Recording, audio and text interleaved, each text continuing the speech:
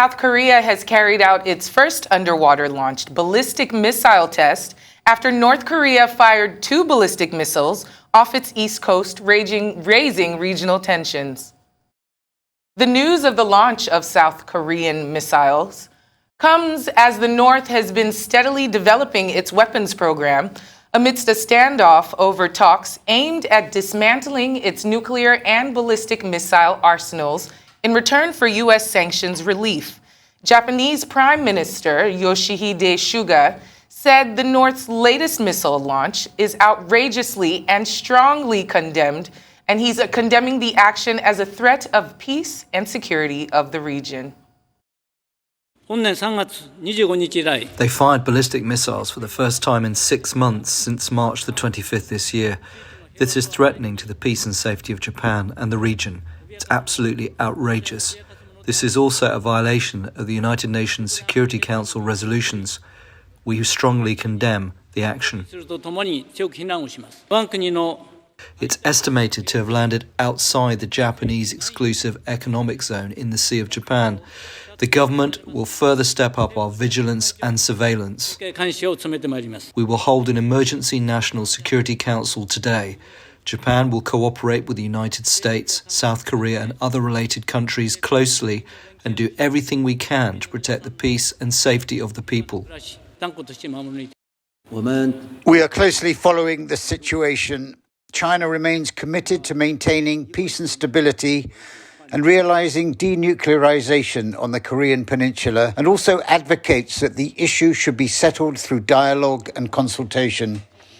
We hope that the relevant parties stick to political settlement, exercise restraint, engage in dialogue and communication, and follow the dual-track approach to take phased and synchronized actions to discuss and work out an effective solution that can address all parties' concerns in a balanced way.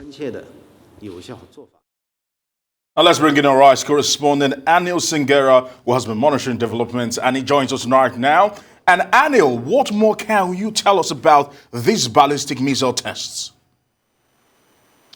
Yes, Aaron, before we get to those rather dramatic images of the South Korean submarine ballistic missile launch, which is a first for them, let's start with the North Korean ballistic missile, which flew around 800 kilometers towards Japan, landed in the sea. We heard there from the Japanese Prime Minister.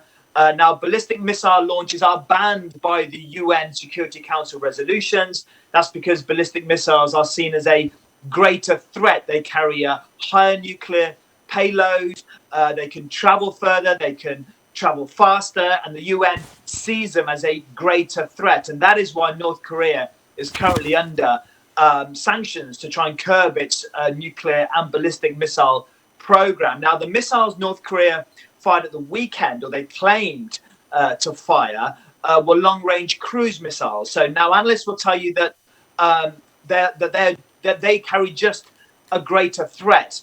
They fly really low and can fly a long way and can crucially fly under radar. So they're very difficult to detect. Now, they're not banned under the UN Security Council resolutions. They're not seen as such a threat amongst the UN Security Council members. But analysts will still tell you, and Japan will also, of course, tell you that this weapon is indeed a major threat to the region. So here we are. Within 1 week, we've seen North Korea stage 2 major launches, and that after being quiet for quite a long time. Wow. Very interesting things developing. But, Anil, what can we make of the timing of these tests? Well, I think there are a number of reasons. Obviously, one of the interesting things, and that's what we started at the top of the program, is that in the last few hours on the Korean Peninsula, we've had 2 weapons tests by 2 Koreas. And in South Korea, they've tested in the last few hours a submarine launch ballistic missile. Now, this is the first for South Korea. South Korea have increased their defense budget spending by some 7%, so a pretty dramatic increase. They've just commissioned an aircraft carrier. They've just bought a whole raft of new jets. So they're really stepping up their military capabilities. Now, they still say that this is all about bringing peace on the Korean Peninsula and to deter its noisy neighbor, if you like, on the north. So that's the sort of the question regarding the timing of South Korea's launch, and obviously they would say they're a response to North Korea's ballistic missile launch. Now, why is North Korea suddenly launching ballistic missiles? Well, it could be that they're trying to keep up with their neighbors on the south.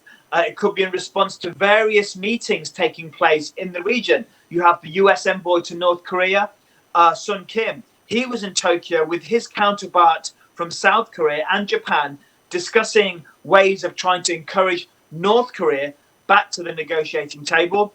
And as North Korea was firing those ballistic missiles today, you had the Chinese foreign minister meeting with the South Korean President Moon, in Seoul.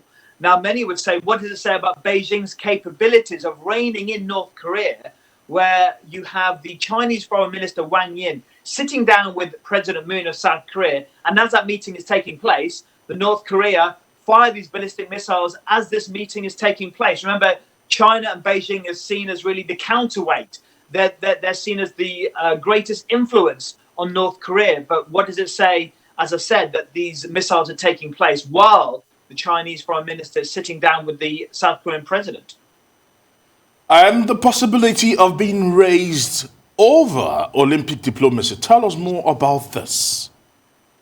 Yes, Aaron, this is a kind of new and perhaps surprising development. Now, North Korea has been banned for not taking part in the Tokyo Olympics, so they are now being banned and they will not be able to take part in the upcoming Winter Games in Beijing in February. But here we have, in the last few hours, President Moon saying that he hopes the Beijing Games in February can provide an opportunity for diplomacy. Now, if we take our minds back to the South Korean Winter Olympics in Pyeongchang in 2018, that was when North and South Korea marched together under a united flag, a real historic moment. Now, it was one of those moments that led to meetings between President Moon and Kim Jong-un of North Korea on the Korean Peninsula. That, of course, followed with the historic meeting between the then President Donald Trump and Kim Jong-un and those subsequent summits.